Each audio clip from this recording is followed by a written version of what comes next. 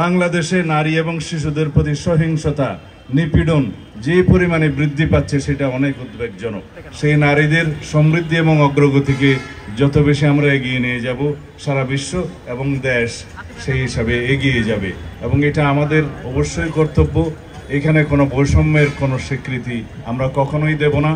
বাংলাদেশ জাতীয়তাবাদী দলের প্রতিষ্ঠাতা শহীদ রাষ্ট্রপতি জিয়াউর রহমান তার প্রথম সরকারের ভূমিকার মধ্যেই আপনারা অবশ্যই বুঝতে পারেন যে নারী ও শিশু মন্ত্রণালয়ের প্রতিষ্ঠা এবং পরবর্তীতে দেশনেত্রী বেগম খালেদা জিয়া এদেশের নারী শিক্ষার উন্নয়নের জন্য অবৈতনিক নারী শিক্ষা করে গিয়েছিলেন মাধ্যমিক এবং উচ্চ মাধ্যমিক পর্যায় পর্যন্ত।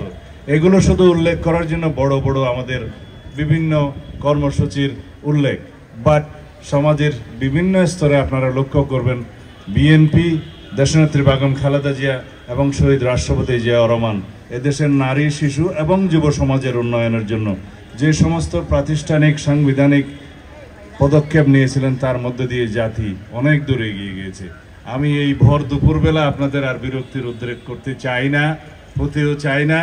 এবং মিডিয়ার বন্ধুগণ, আপনারা যে এতক্ষণ কষ্ট করে আমাদের বক্তব্য ধারণ করার জন্য, শোনার জন্য এই দুপুরে কষ্ট করছেন, সেজন্য আপনাদের ধন্যবাদ জানাই।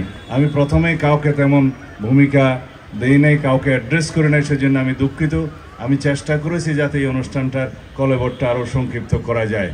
আজকের এই দিনে আমি নারী দিবসের এই কর্মসূচির ভিতরে থেকেই কথা বলতে চাই। অন্যান্য রাজনৈতিক বিষয়গুলো যদি আমি এখানে গুরুত্ব সহকারে আনি, তাহলে নারী দিবসের, এই আন্তর্জাতিক নারী দিবসের এবং আমাদের নারীদের যে গণ অভ্যুত্থানের ভূমিকা, এই সকল কিছুকে একটু গুরুত্ব কম দেয়া হবে। সেজন্য আমি অন্যান্য রাজনৈতিক বিষয়গুলোতে আজকে যাব না। শুধু একটি বিষয় এখানে উল্লেখ করতে চাই। বর্তমানে বাংলাদেশে নারী এবং শিশুদের প্রতি সহিংসতা নিপীড়ন যে পরিমাণে বৃদ্ধি পাচ্ছে সেটা অনেক উদ্বেগজনক। আমরা এর তীব্র নিন্দা এবং প্রতিবাদ জানিয়েছি দলীয়ভাবে, নিজে আমি ব্যক্তিগতভাবে আজকে জানাই। অবশ্যই এই সরকারকে এই সমস্ত কিছু খুব কঠোর হস্তে দমন করতে হবে। বাংলাদেশের এই নারী নির্যাতন এবং শিশু নির্যাতনের যেই উদ্বেগজনক হার বাড়ছে, সেটা যদি আমরা এখনই রুদ্ধ করে না দিতে পারি, তাহলে দেশের ভাবমূর্তি দেশে এবং বিদেশে ক্ষুণ্ণ হবে।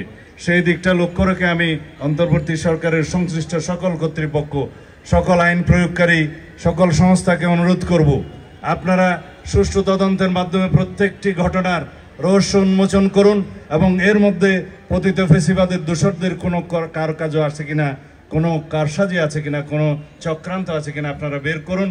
বাংলাদেশের পরিস্থিতি যাতে আর কোনোভাবেই অস্থিতিশীল না হতে পারে এবং বাংলাদেশের ভাবমূর্তি যাতে দেশ এবং বিদেশে আর ক্ষুণ্ণ না হয়, সেই দিকটা আপনারা লক্ষ্য রাখুন। কঠোর হস্তে বাংলাদেশের আইন শৃঙ্খলা পরিস্থিতি নিয়ন্ত্রণ করুন। আজকে এখানেই শেষ করছি। বিকেলে হয়তো আরেকটি অনুষ্ঠানে আমি রাজনৈতিক বক্তব্য দেব। বন্ধুগণ, আপনাদের সকলকে ধন্যবাদ আমাদের বক্তব্য শোনার জন্য এই ভর দুপুরে।